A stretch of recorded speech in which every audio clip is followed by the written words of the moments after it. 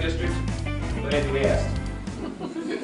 In Massachusetts, local historic districts offer the strongest form of protection for the preservation of historic properties. In many instances, local historic districts can be credited with saving the character of a neighborhood or town from otherwise certain destruction. By establishing historic districts, we are identifying certain buildings and settings as unique resources worthy of protection. Historic districts do more than just preserve individual buildings. By creating a historic district, we seek to preserve the context of a collection of buildings. A historic district can show the evolution of a whole community, not just a snapshot in time. Massachusetts General Law, Chapter 40C, identifies three major purposes for local historic districts. One, to preserve and protect the distinctive characteristics of buildings and places significant in the history of the Commonwealth and its cities and towns. Two, to maintain and improve the settings of those buildings and places. And three, to encourage new designs compatible with existing buildings in the districts. Local historic districts do not prevent change from occurring, nor do they prevent new development. Their intent is to make changes and additions harmonious and to prevent the intrusion of incongruous elements that might detract from the aesthetic or historic values of the district. The purpose of a local historic district is not to halt growth, but to allow for thoughtful consideration of change. Local historic districts are one of the oldest and strongest forms of protection for historic properties. The historic district movement began in the United States in 1931, when the city of Charleston, South Carolina, enacted a local ordinance designating an old and historic district, administered by a board of architectural review. Following a 1936 amendment to the Louisiana Constitution, the Vieux-Carré Commission was created in 1937 to protect and preserve the French Quarter in New Orleans. The regulations of these districts provided that no changes be made to the exterior architectural features of buildings, structures, and sites visible from a public street within the designated areas without the review and approval of an historic district commission. These districts served as models for local protection of historic areas across the country. Massachusetts first made use of this preservation tool in 1955. Following opinions rendered to the General Court by the Massachusetts Supreme Judicial Court that held that these districts were constitutional, special acts of the legislature creating the Beacon Hill District in Boston and the Historic District in Nantucket were passed.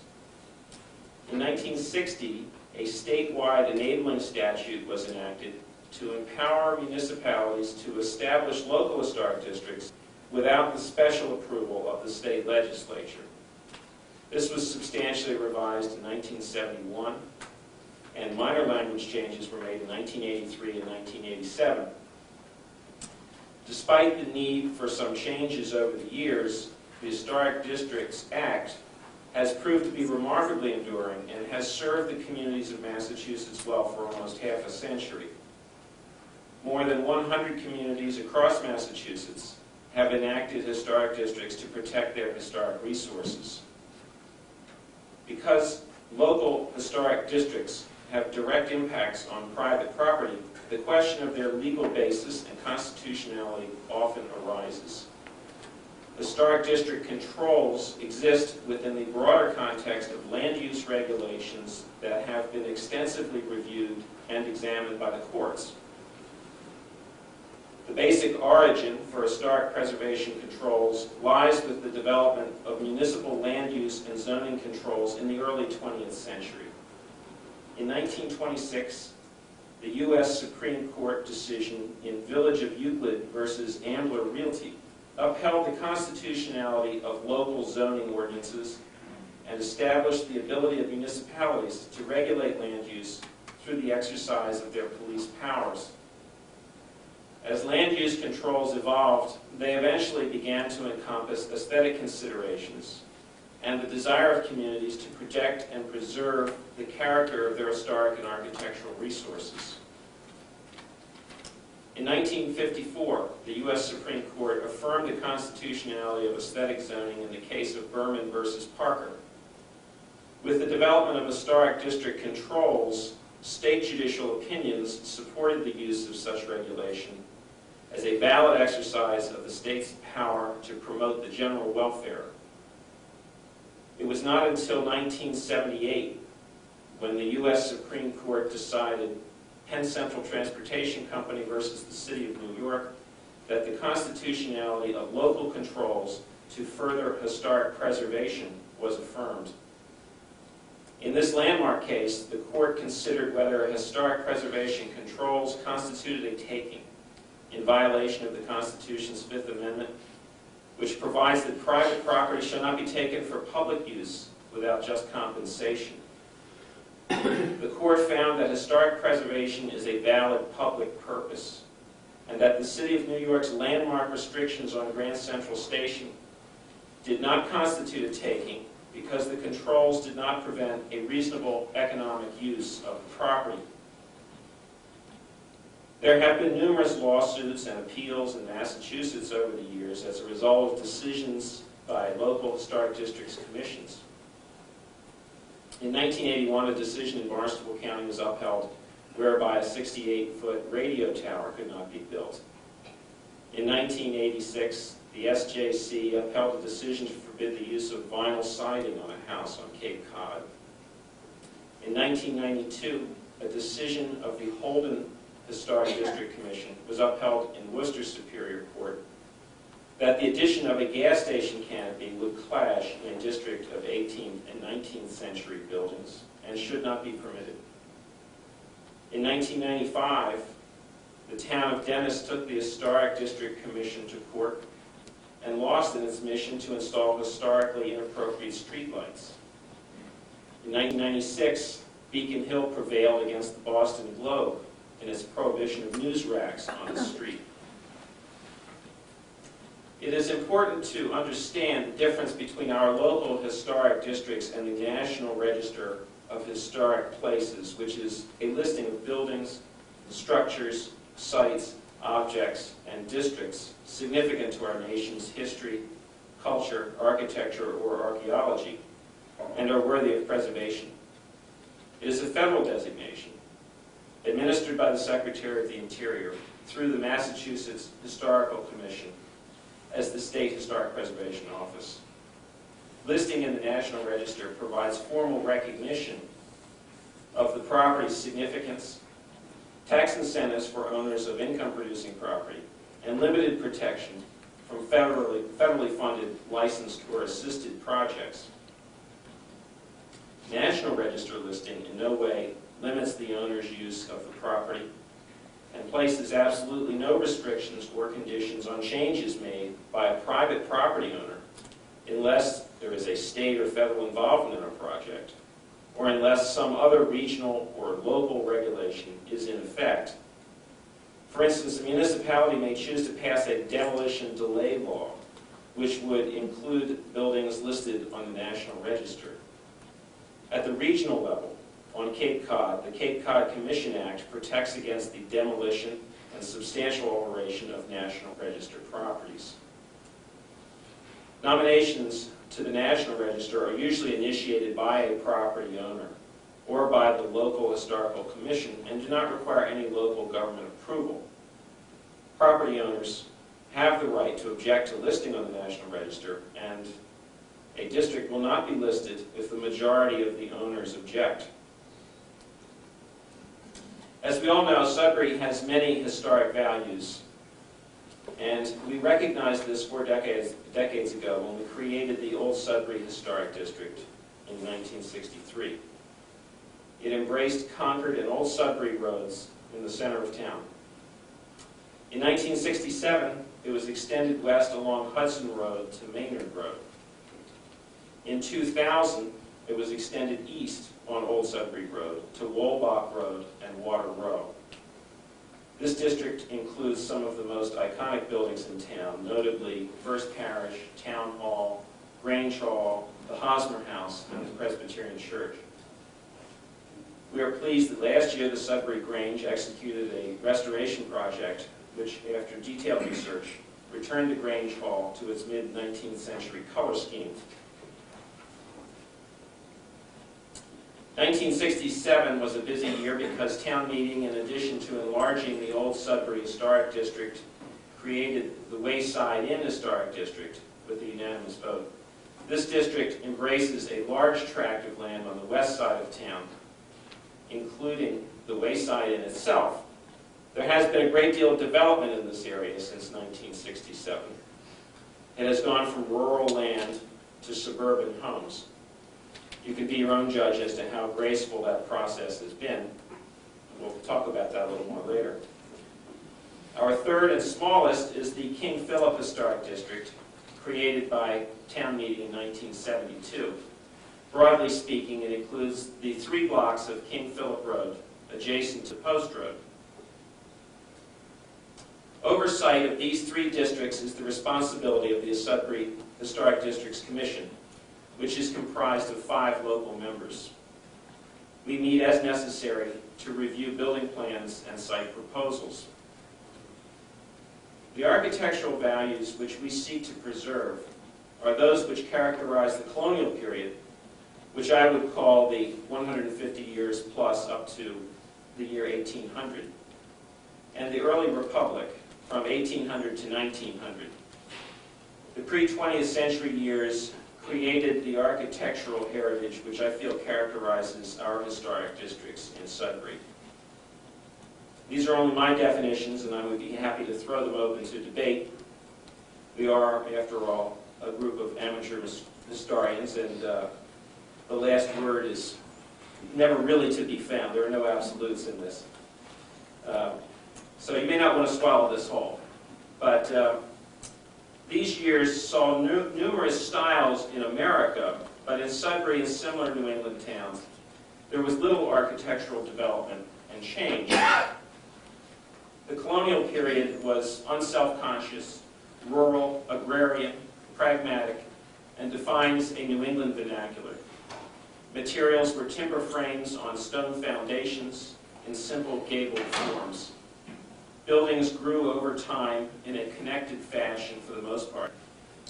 Brick was mostly used for chimneys only, but occasionally on a north wall or other isolated component. Entire houses of brick or stone were not a part of the vernacular here. Siding was clapboards or shingles. Roofs were shingled and of a moderate pitch.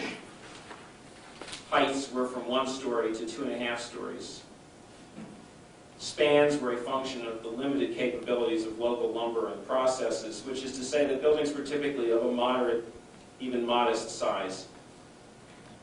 Windows were almost always double hung, except in the early years when they were likely to be casements.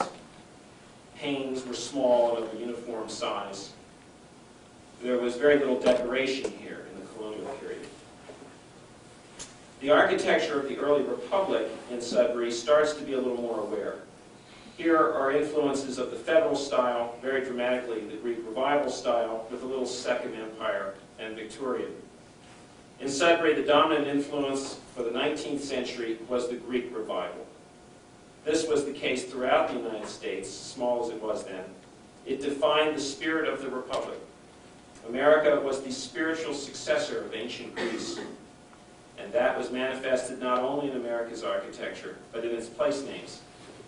This was when we started naming towns Sparta, Ithaca, and Athens, up and down the eastern seaboard and throughout the Midwest.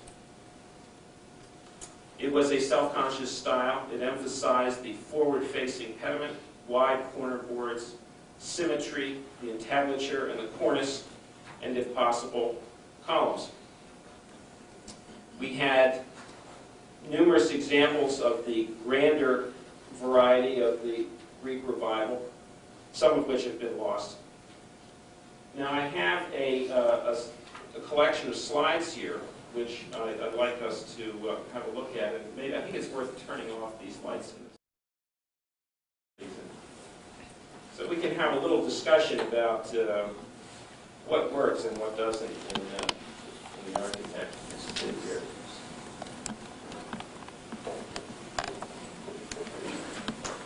Here we have a few examples of the earliest architecture of the period, which I think you all will recognize. A simple one-story building, brick chimney, small pane windows, very simple form. Most of these, a number of these slides were taken by Bert Holmes, who was died a few years back, and he was a former chairman of the commission. And so you will see that some of these properties will have changed a bit since then. You might find that interesting. Again, the earliest style of houses.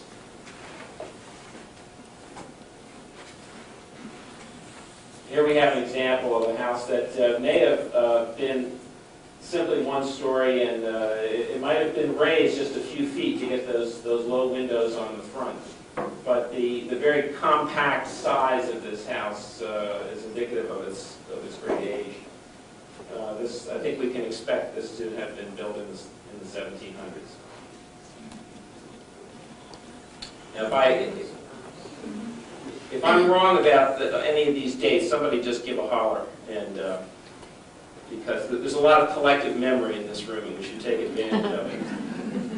The Wood Davidson house you all recognize in its former state, although here's a property that changed somewhat over the years, so it was somewhat controversial when this site was up for development, eventually becoming a furniture store, as to the historical value of a property which has changed a good bit over the years. That's where this gets interesting. Barns, again, in very simple forms.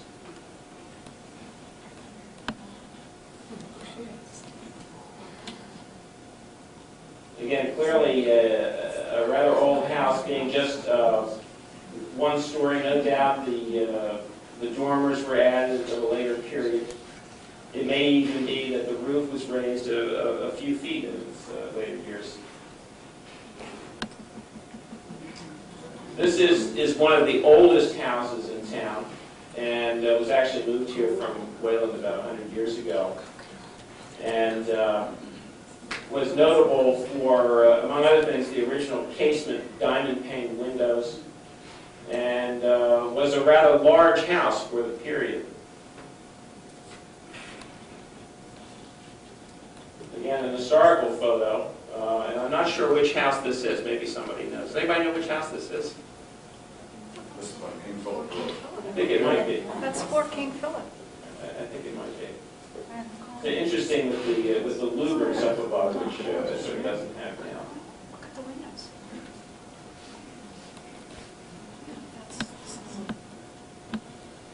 It's notable that the simplicity of the detailing of all these houses, unlike in the later periods when things became a little bit more elaborate, but that was a recognition of the times. There wasn't a lot of room for fancy stuff in those days.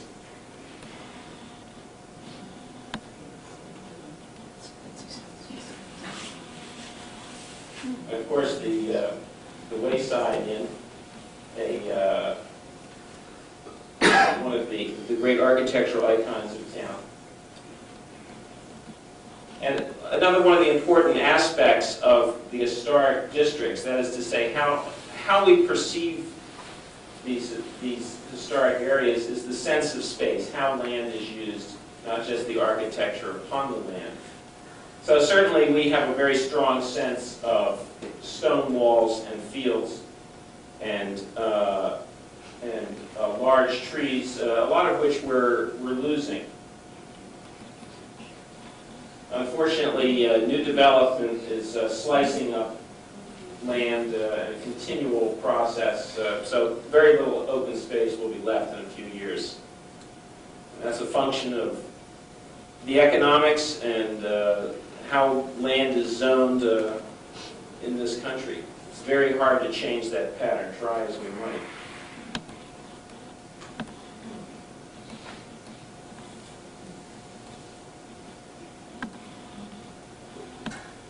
Now here's a house that was, I believe this is what was the Orr's house on Plimpton Road when it was,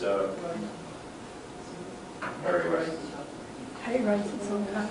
right, it was moved from Water Row up to Plimpton Road and completely reconstructed. So this was a terrific example of early architecture that was very nicely preserved because it was taken apart stick by stick and reassembled on a new site. A laudable job was done.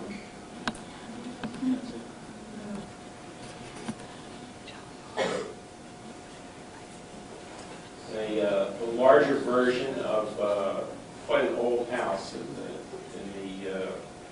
the center of town. And this house has, I'm going to be confusing houses actually. But who knows which house this is? Grace to Jordan's house. Right, right. Somehow Across from the I was just suddenly thinking that the location of the photographer seems more elevated than you can get because it's perched quite above the road from this angle, so suddenly I drew a blank. But This is the Haynes house in the pantry area. I would you agree. think so? Yeah. Okay. Big tree over there around the S curve. Yeah. Okay.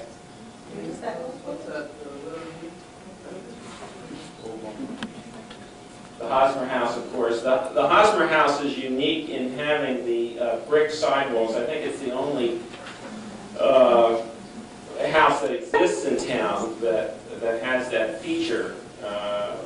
And perhaps there were other examples that were lost. Of course, the Walker Farm, and I'm not sure when the barn was lost. Well, it was not after the one, I think. Is that right? It was destroyed. When it was sold. Oh, I'm going to back up just a second. Yeah. This is sort of interesting, this photograph, because it has the kind of paint scheme that was used a lot in the mid-19th century. That is the very dark trim, which is something that's not commonly done today. And this is essentially the scheme that the Grange Hall was returned to last year after exhaustive research of not just what prevailed stylistically in this town in the mid-19th century, but also through actual paint analysis on the building. And it's rather unusual to do that today.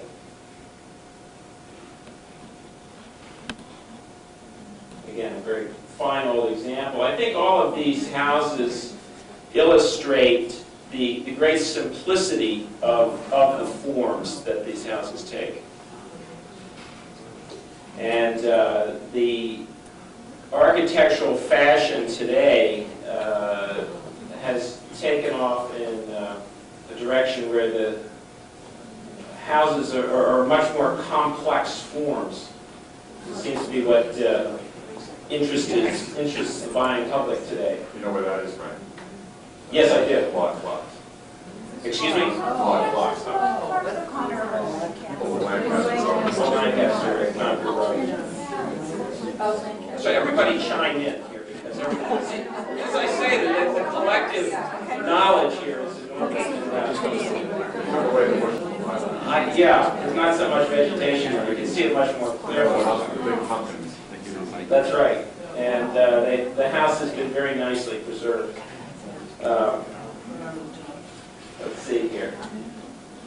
I'm not sure which house this is, if anybody knows. But again, it illustrates the great simplicity of form that was used.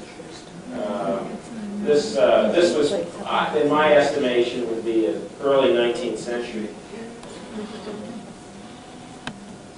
Here we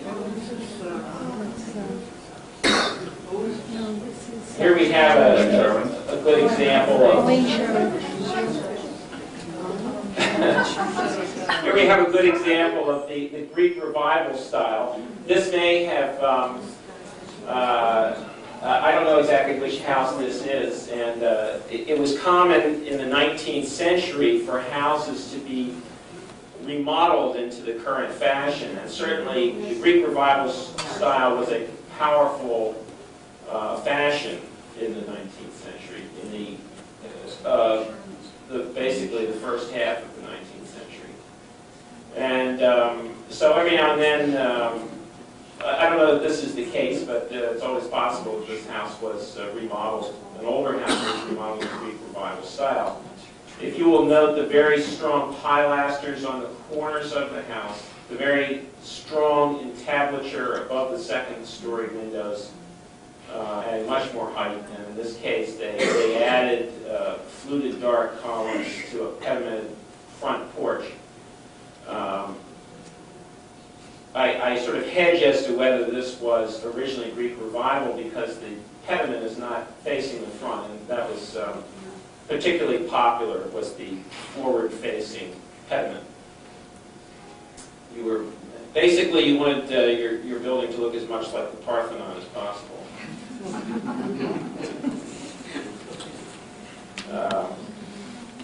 Again, in this house having at least shades of the Greek Revival style, as you see on the left end, a defined pediment, and a house with very nice proportions. It may be. Does anybody know which house this is? Dr. Kirk's house.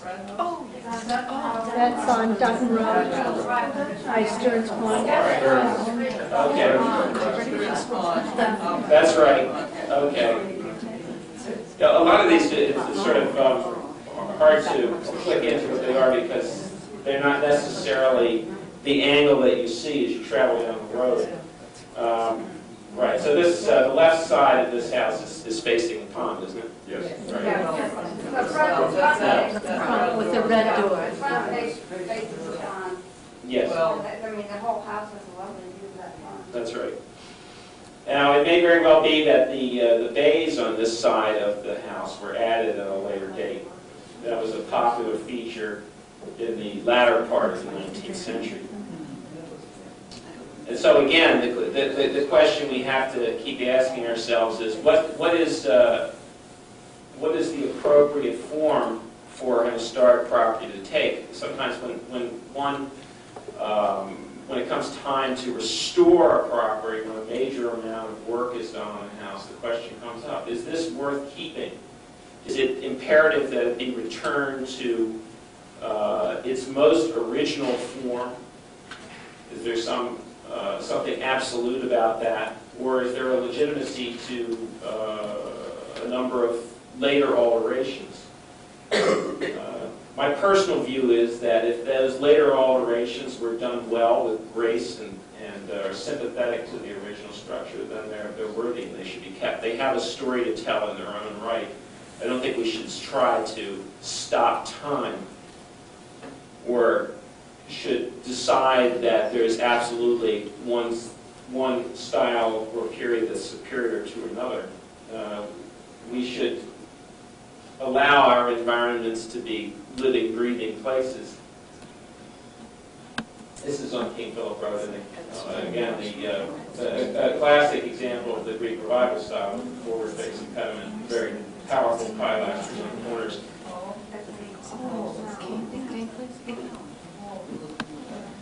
And again, another good example of the Greek Revival style. And that's what we call the Emmons House, which has just undergone a massive restoration. that's the reason. No. No, this is not recent. I guess one of those, perhaps it's the entrance farthest to the left was removed, I think. And that wing was enlarged, as you see it from this angle, to a full second story. But apparently they've done a very, very fastidious job of restoring this property. They've ought to be proud of it.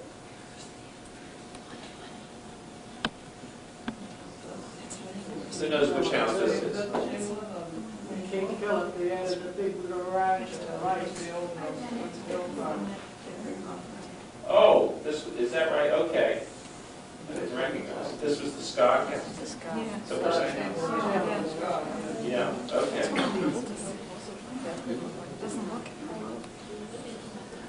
Of course, this is the entrance to the Loring Parsonage, and this is an example of one of the, somebody refresh my memory what year this building was built. 1817. 1700? 1817. That's the placard on the side. I'm quite sure. Okay, so that was certainly, at 1700, this would be one of the very oldest structures in town that survives. And again, the very nicely detailed entrance to this house, I would speculate was added later.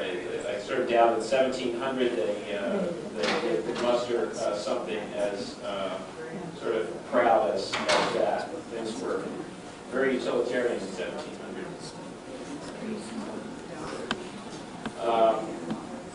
Now, I'm not sure where this slide is from. Again, does anybody know?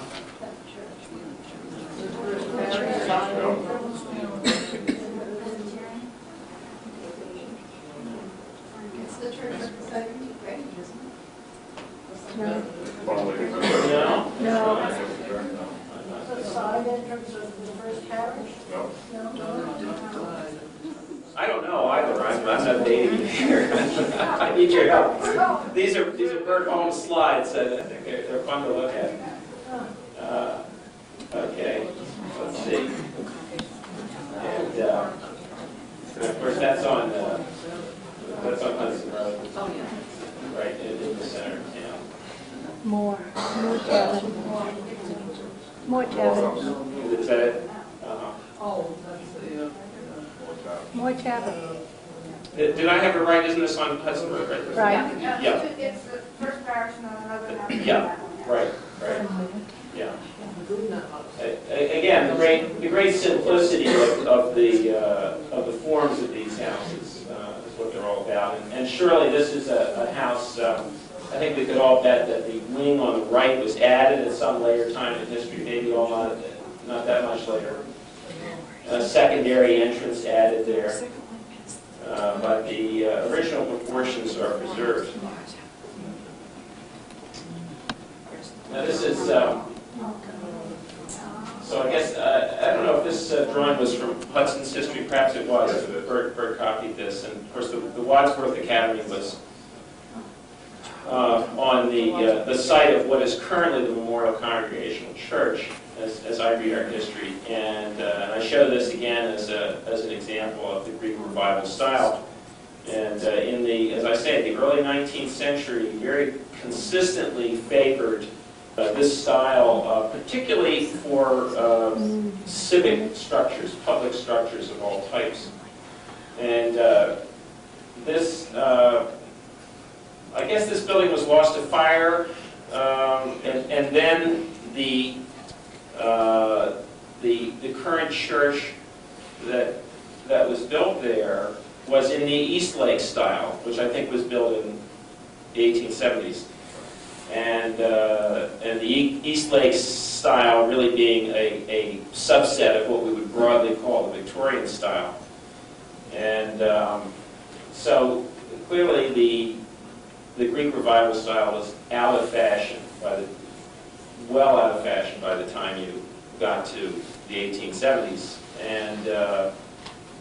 And then sadly, the Eastlake style went way out of fashion in the 20th century because all exterior vestiges of the Eastlake style have been removed from the Memorial Church, sadly, and it was a very proud example of the Eastlake style in its day. Again, we're going to parsonage, we're all familiar with, and let's see. And again, barns, the few barns that remain in town were very proud, simple structures. All timber framed, of course. And yeah, It's in Hudson Road. Hudson Road. And now this I don't know exactly when this house was built, but by my estimate, it was very much well, I would guess the 19th century, because it has a hip roof, and I think it was would have been a little bit unusual in the 18th and 17th centuries to see a hip roof. I could be wrong if anybody knows otherwise, but That right wing was added in the 1930s, I think. Mhm. To accommodate mhm, a riding road. right. Yeah, now, I'm drawing a blank. Where am I here? That's also the road. Okay, wonder who lives there? I don't know. It's open land across the street. Okay. That was- So how old is this house? That was built the same year according to the placard, and the Hoffman House is a Hoffman House, 1817. Okay, that's interesting. You know, again, it has a hip roof. I don't think we would have seen that in the 1700s. But that was, you know, but nonetheless, the sort of the full thrust of the 1817, you said? Yes. In 1817, the Greek Revival style hadn't hit full force yet. And I think this house was on Concord Road is just a little bit later than the previous house, and starts to show some elements of the Greek Revival style with the strong pediment facing the road, even though the entrance is to the left, which unfortunately we can't see in this photograph through the lovely flowers. It's nice seeing flowers on trees, isn't it? In February. We can linger on this. But the porch around the corner has some very powerful, stylized, not strictly Doric columns, but very stylized columns that are original, which are quite noteworthy. Now here we're, again, I don't know the exact age of this, but I'm guessing this is rather late 19th century. With the broken pediment, but the round top window in the gable, I think, tells us that this was in the second half of the 19th century.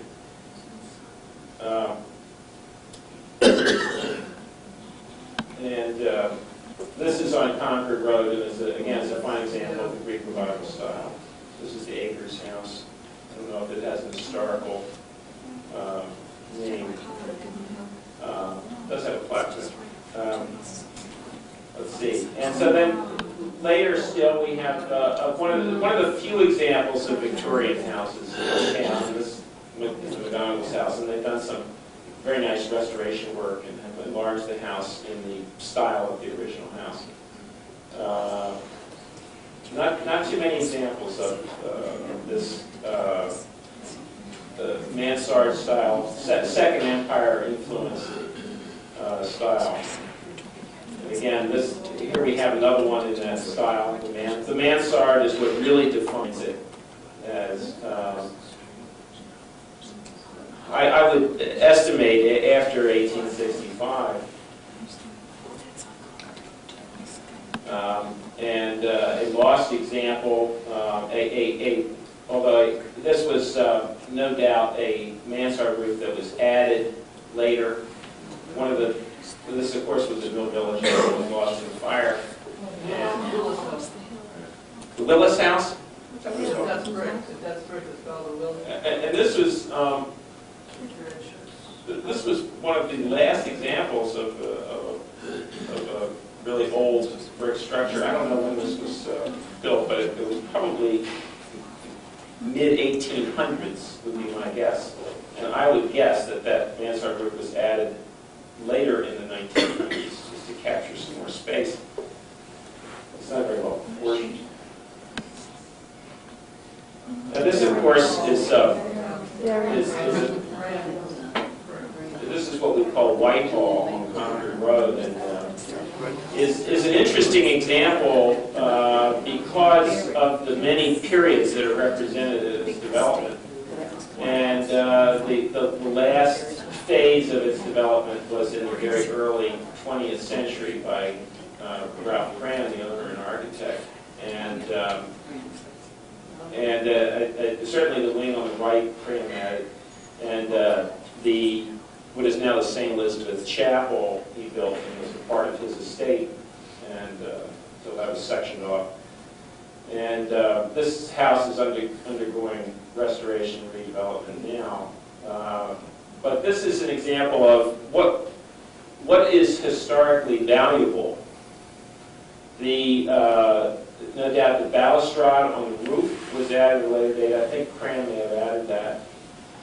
And I think the balustrade defining the courtyard, the terrace in front of the house, I think Cram added that.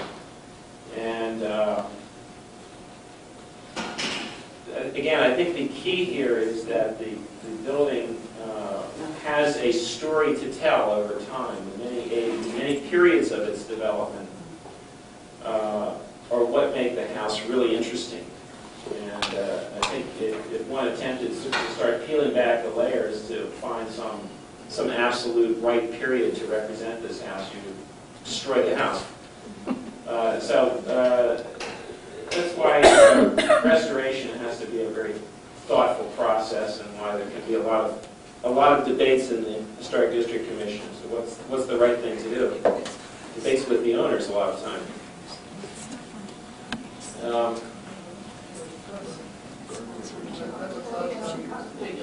On Landon Road, I think so. Yeah, it doesn't look like this today, does it?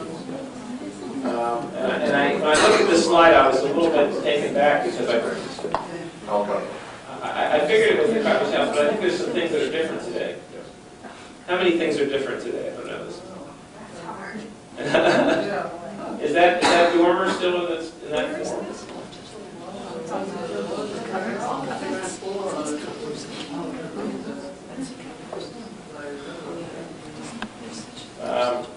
Now this house we know on the Post Road, right near the Wayside Inn, and again is an interesting example of how houses can change over time. Let me just see, I think I've got some other. Oh, I had some other views. Because the element of the house which dominates its image today, of course, is the columns pediment, and but that was obviously a 19th century extravagance. The house was very modest. The wing on the right gives us a suggestion of what this property looked like at one time.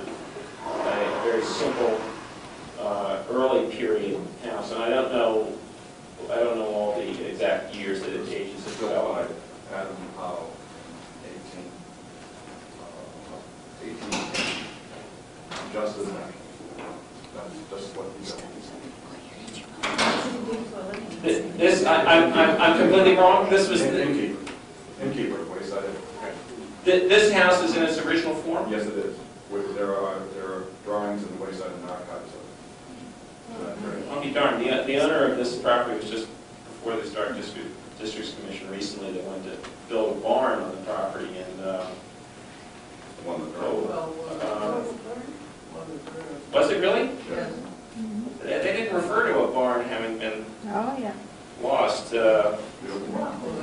Was it attached to the house? No. No. Oh, all right. Well, they were going to attach one to the If it house. was attached when it burnt, we wouldn't have a house there. I guess that's true. That day, it looked like the whole place is going because the flames are hitting right back to it. So you're saying that this house was built in 18 what? 1810, I believe, or 1809. Well, I'd be curious to look at those records, because to see a portico built like that in 1810 here that'd be surprising. High fashion. Very extravagant. Well, it doesn't. It's an odd set of proportions that would have conceived it that way, because the way the wings sort of affixed to that great central portico are not. It's not all that graceful. And I think there's a porch on the left also. I think The porch was not right. that was yeah. Okay. And of course, this was what was at one time Bakery's house, I think. Isn't that right? Otherwise known as Perry's. Very, okay. And this barn is on Pelham Island Road, and again, is I hope this barn is preserved because it just sits there very, very quietly, and it's not being used. And I hope it doesn't become lost, because so many structures have been lost over time. And this house used to be my house too. This is really the end of the period. This house was built around 1900, and really represents the end of what we're calling the historic periods in town. Oh, well, let me just back up. It's noteworthy that this house does have an attached barn, and as many properties did, a classic New England arrangement.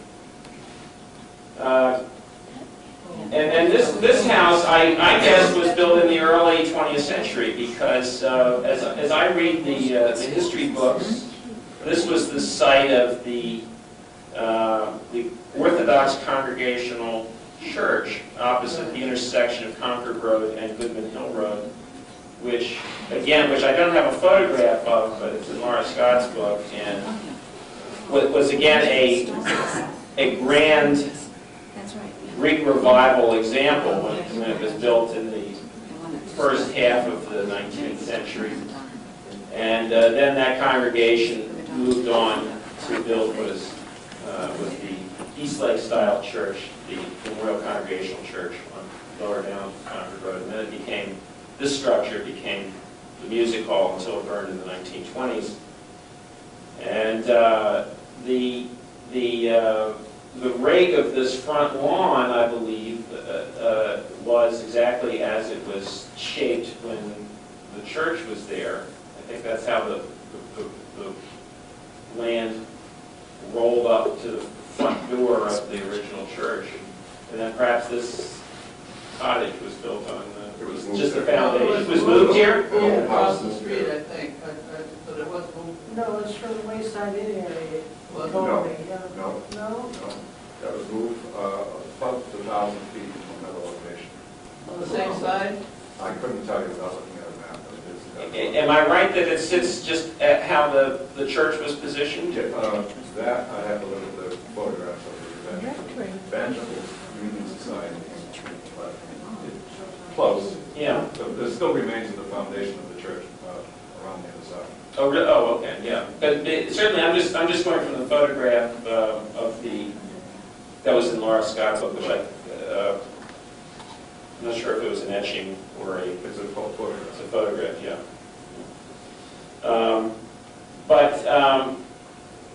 So here we're really beyond the historical period at this point. And of course, the center of town with the town hall, as many of you know, while built in the Greek Revival style, was built in the 1930s and was modeled after the original townhouse across the street, which was lost to fire, right?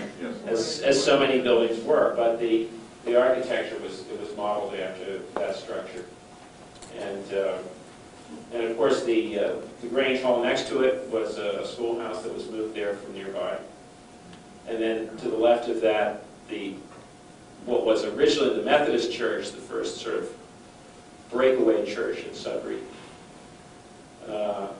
which was remodeled in 1896 and took on the Italianate styles. I'm particularly fond of that church. I love that tower. It's very graceful. And of course now it's a Presbyterian congregation. And they did a very sensitive, I think, addition to this house of worship in the 1990, I guess, late 80s. Let's see here. And then some other. This is on the Walbach estate, Walbach Road, and this was a section that was added, as I said, to the historic district, the old Sudbury Historic District, just 2 years ago. We extended it to include just a portion of Walbach Road and a portion of Water Row, and someone was just saying that it was in the paper today that this, the Sudbury Valley Trustees is going to take title to this, including these structures. Is that right? Yeah.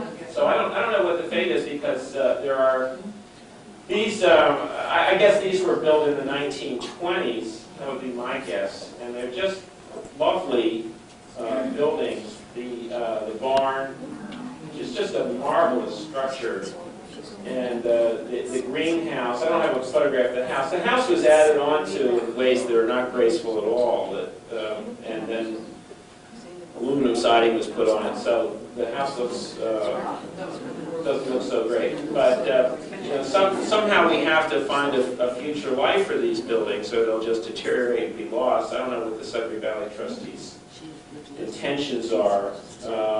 This is a very large greenhouse, and perhaps this was discussed in the greenhouse program last time around. Yeah, this was private altogether, and quite large, and from the outside appears to be in very good condition. It's surprising that the most of the glass is intact. But as I say, this section was next to the old Sudbury Historic District, so somehow we hope we can find a way to protect these properties and find them a new life. Now, I included this because it was sort of interesting. This is on Peakham Road. It was built in the 20th century and is actually in the historical survey of town. It's not in an historic district, but is listed as the only Spanish Revival style house in Sudbury, and that's sort of, I thought that was interesting that it was in that survey. And if anybody in the room today worked on that survey, they might be interested to hear any comments on why it was included. But it certainly is not characteristic of the general style of Sudbury architecture. In fact, one might argue it has absolutely nothing to do with Sudbury at all, which may be fine in its own right, but why would it be included in the historical survey? But that's where the interesting debates come in about what is historically valuable and what isn't. I don't have an opinion. I don't have an opinion about it. I'm not suggesting that it is inappropriate to consider it historic, not at all. I put it out here as something that no doubt one could chew on and debate for some time. And I've never been inside the house, and I don't know. I don't really know much about it at all. Oh, okay. I should have had this back in order. This was the house near the Wayside Inn we were talking about that Lee says was all in its original form, save for the porch on the left, I guess. Again, surprising, but I'm not going to argue with Lee. I was there when it was built.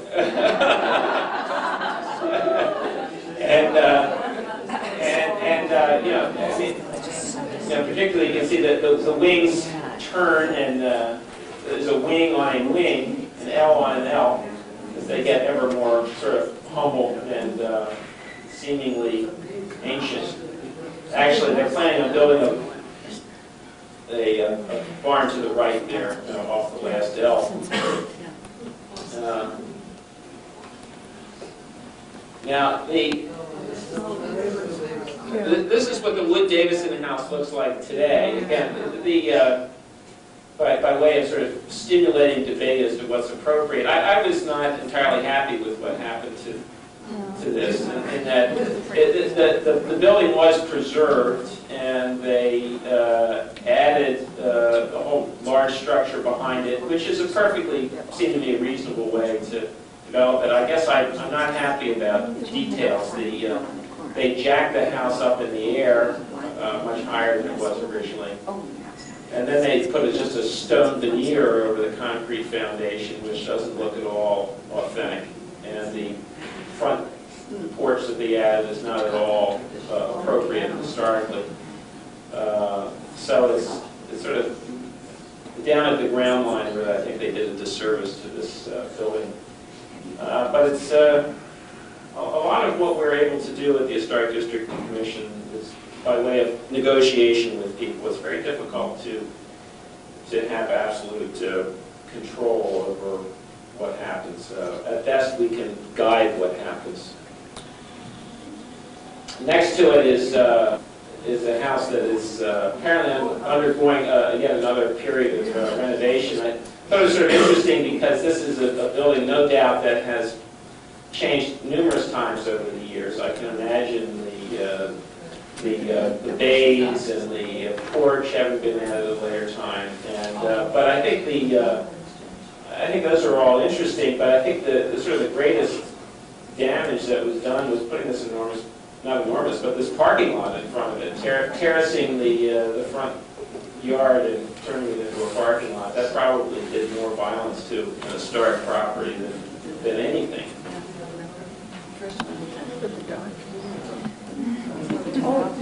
An historically significant mid-20th century gas station. The King Philip Historic District.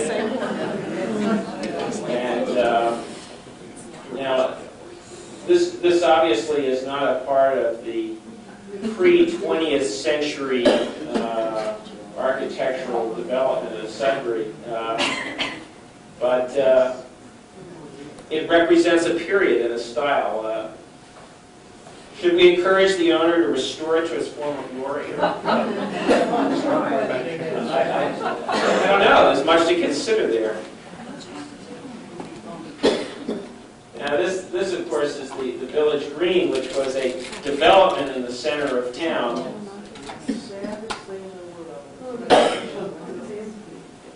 Yeah, it is. Yeah, they're having a hard time keeping tenants in there. And of course, what they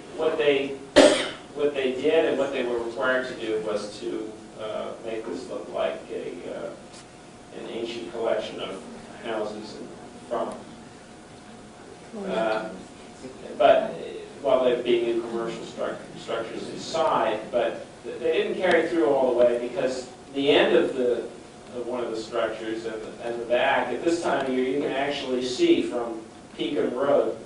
So it's pretty startling how different the back is from the front, and I can't for the life of me figure out how they even conceived of the back of this building. But the rule is that the historic district regulations cover what you can see from a public way, and so this is to illustrate that on the back of buildings all kinds of things can happen, and it doesn't fall within our purview. Bob Scott designed it. Is that right? As a village green. Yeah. Components of many architects. Yeah, yeah. And the Wayside Inn, of course. And the Wayside Inn is something that has grown over time, and all the while being, in the many generations, taken on a very graceful form. Now, I have a few examples of houses that have been new houses that have been built in the historic district, and some of these are to illustrate houses that don't so successfully blend into historic districts, and perhaps could have been handled better. Now here we have along Pekin Road, the very nice open field that was preserved, and the house in the distance is a new house which sits pretty comfortably in the landscape. And then farther down Pekin Road we have this is, some people think this is the oldest house in town, and again this is subject to debate perhaps, at the corner of French Road. And, There's an abomination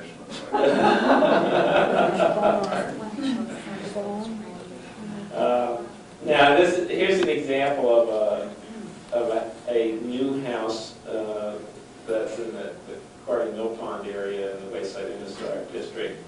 That seems to me, within the world of new houses, it has a certain modesty and simplicity to it that allows it to sort of blend into an historic area.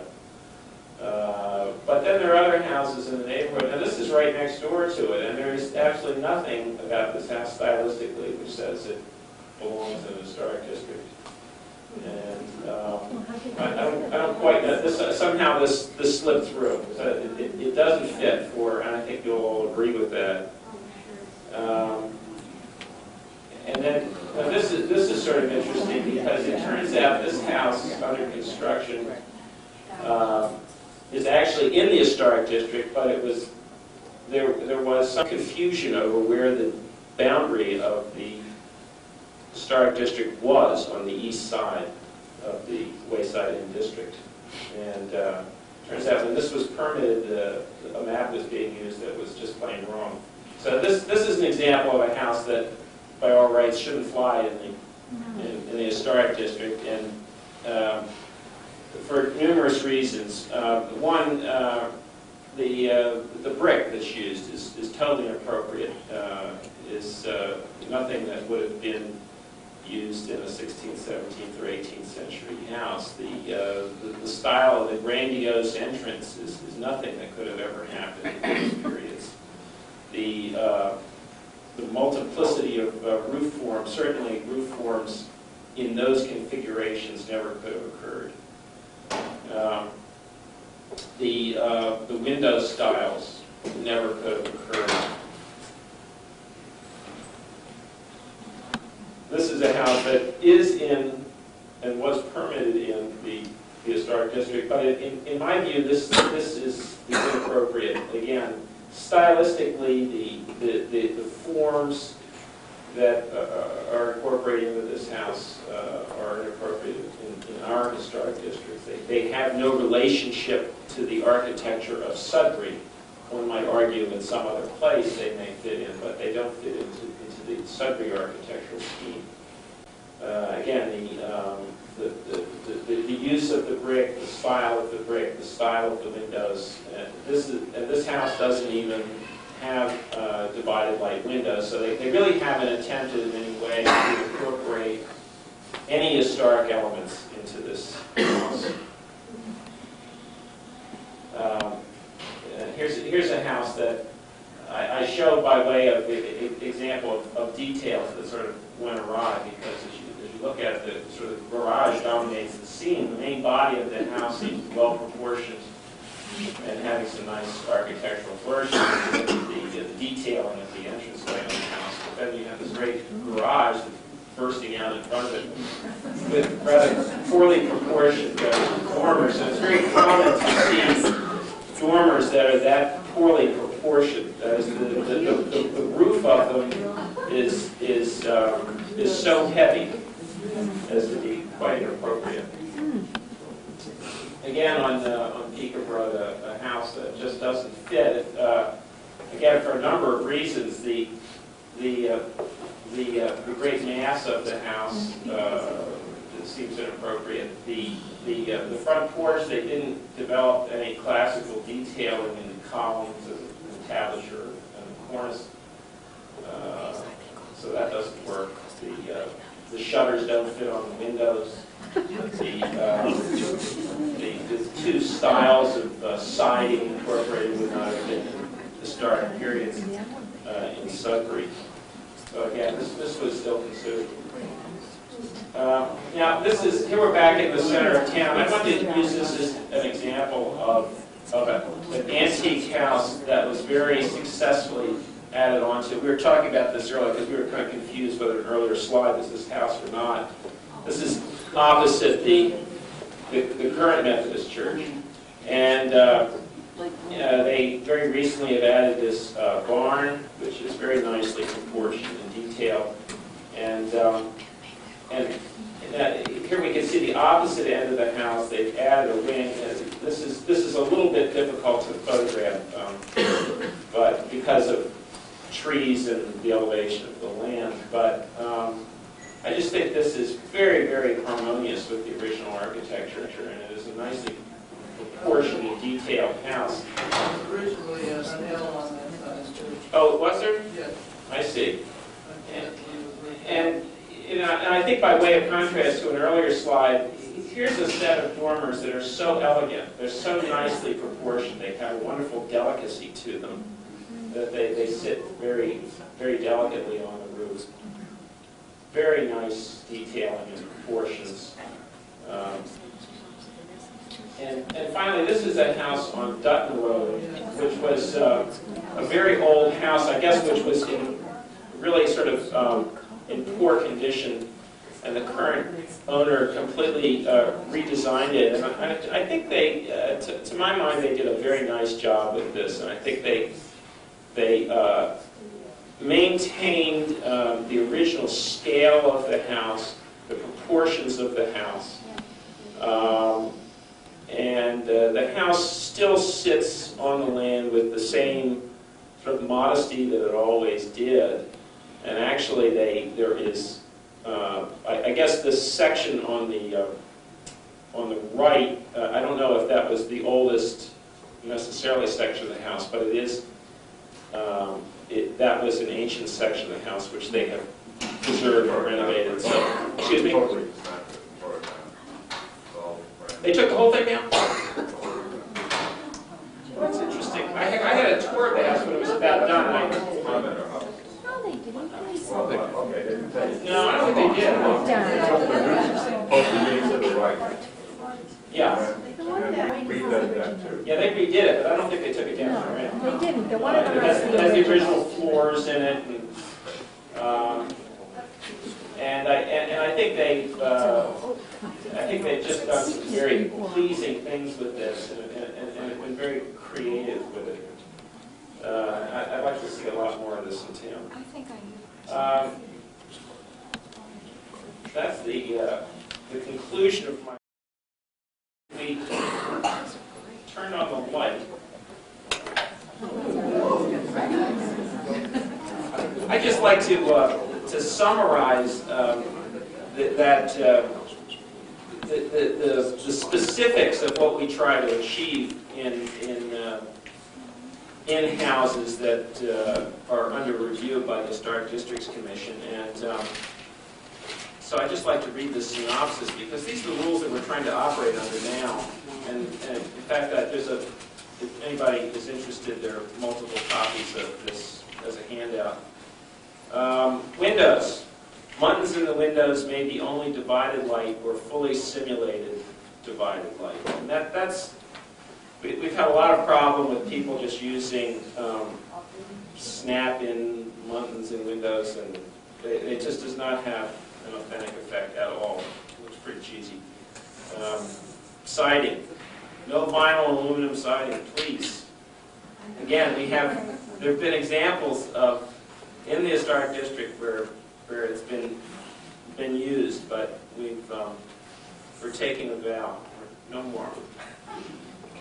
And shutters, all the shutters should be of wood, hung on working hinges, proportioned to the window, and if louvered, hung so as to shed water when closed. So if you're going to have a shutter, make it a real shutter that really works.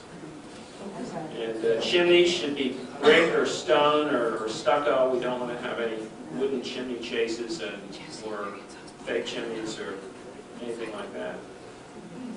And in terms of colors, if one is painting their house white, if you just want white, it's not subject to review. But exterior paint colors are subject to review if you're going to use real color by the Historic Districts Commission. So there are plenty of beautiful historic colors to choose from. It's not difficult to find nice colors. And the molding and trim on the exterior should be proportioned to the scale and period of the house. Again, we're talking about dormers. That's a good example where this comes into play. proportion and detail is very, very important in making a historic house work. Brick. I talked about brick. It should be water-struck, sand-struck, or wire-cut brick in colors ranging through oranges and reds and browns. We don't want to see any beige brick or white brick. I haven't seen any blue brick yet, but that'll probably be next. Steps and porches should be in materials and scale to be appropriate to the age of the structure. Gutters should be either wood or half-round metal. And skylights, we try to avoid having any skylights visible from a public way. And if there are, they can be kept to a minimum. And dormers and cupolas should be proportioned to the structure and the period. Generally, the width of a cupola should be 1/12 of the length of the ridge beam if you're putting a cupola on a barn or a garage. It's sort of the rule of thumb we've been working with. And we'd sure like to preserve indigenous stone walls around town as much as possible. There aren't any actual easements. Some towns have sort of scenic byway easements where you can't even touch stone walls. But in this case, if they're in the historic district, the landscape is subject to review as well as the actual buildings. And fences should be of wood, stone, or other period appropriate materials. No vinyl fences, please. And in new construction, it should be sympathetic to the pre-20th century local vernacular in line, detail, and scale.